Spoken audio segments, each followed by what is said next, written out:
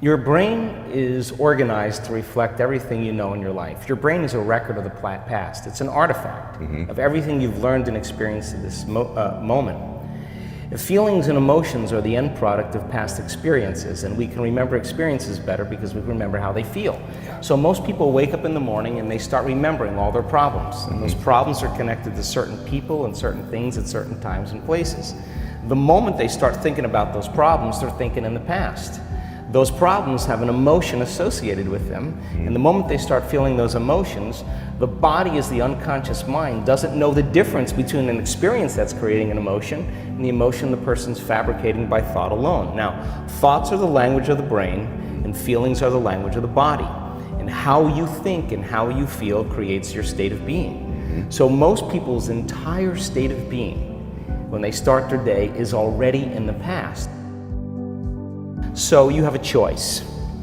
The choice is you're either defined by a vision of the future or you're defined by the memories of the past.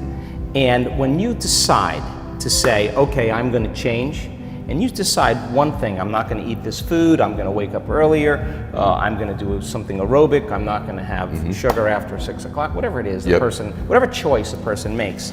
The moment you make a choice to do something differently, and the hardest part about change is not making the same choice as you did the day before, get ready, because it's going to feel uncomfortable. It's going to feel unfamiliar. There's going to be some uncertainty and unpredictability, and that's the moment the game is on. Yes. So then most people, their body has been conditioned emotionally to be the mind.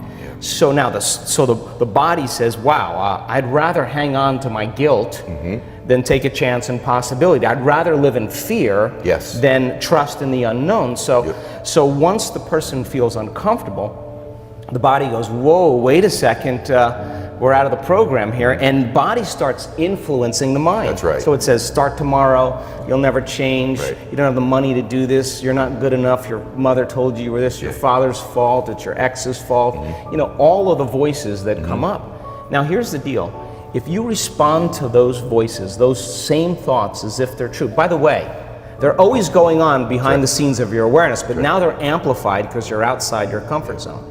You believe in that thought's going to lead to the same choice, which is going to lead to the same behavior, which is going to create the same experience and produce the same emotion, and the person's going to say, this feels right. No, that feels familiar. Going from the old self to the new self is a neurological, it's a biological, it's a chemical, it's a hormonal, it's a genetic death of the old self. And people will say to me, in that void, in that unknown, I can't predict my future. And I'll say to them, the best way to predict your future is to create it. Not from the known, but from the unknown. I love it. So close your eyes now and think about that vision.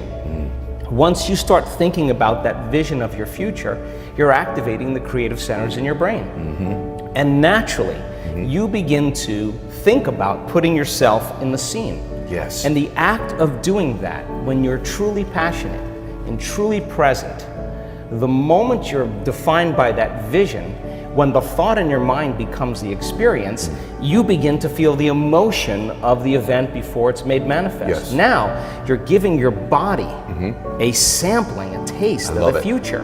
And now, if a thought and a feeling create a new state of being, you're combining a clear intention with an elevated emotion, and now you're beginning to change your biology, and you're seeing a whole new landscape that you could never see before, because you're no longer viewing your future through the lens of the past. I love this. Now, this requires then something really specific, because most people will wait for their wealth to feel abundance. They'll wait for their success to feel empowered. They'll wait for their new relationship to feel loved. They'll get all these things when. Yes. So think about that. The absence of getting those things causes people to live in lack their entire life. That's right.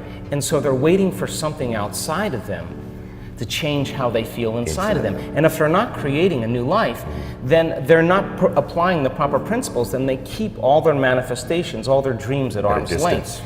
Well, think about this. If you get up feeling gratitude, if you get up feeling empowered, if you get up feeling whole, if you get up feeling unlimited, why would you worry about whether it was going to come or not? You would feel like it already happened.